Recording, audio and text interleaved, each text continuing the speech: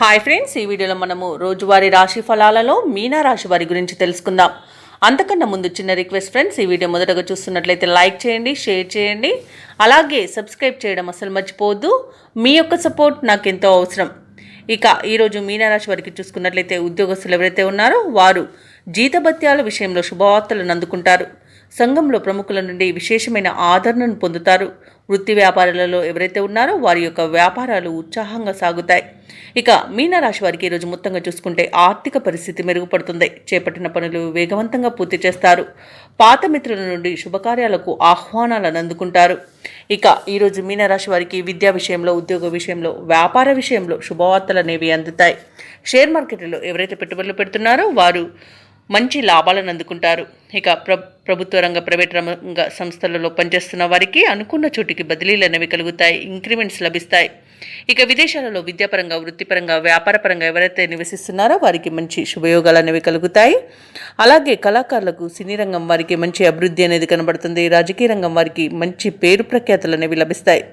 భూక్రయ విక్రయాలలో ఎవరైతే రియాల్టర్స్ ఉన్నారో వారు మంచి లాభాలను అందుకుంటారు. కాంట్రాక్టర్లు నూతన కాంట్రాక్ట్లను చేజిక్కించుకోగలుగుతారు.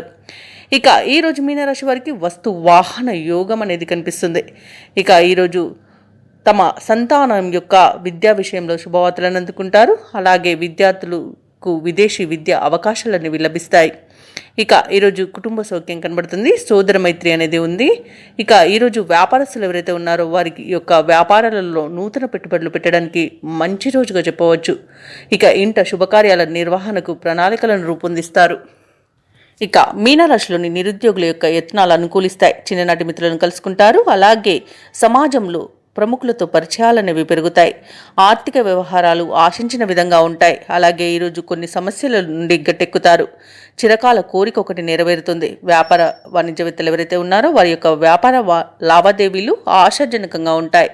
ఇక ప్రభుత్వ ఉద్యోగస్తులు ఎవరైతే ఉన్నారో వారి పనిచేసే చోట కీలక మార్పులు అనేవి చోటు చేసుకుంటాయి.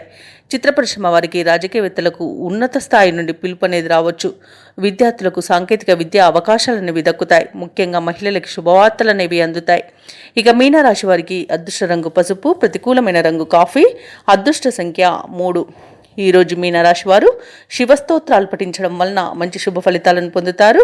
అలాగే పనులలో వచ్చే ఆటంకాలని తొలగించుకోగలుగుతారు.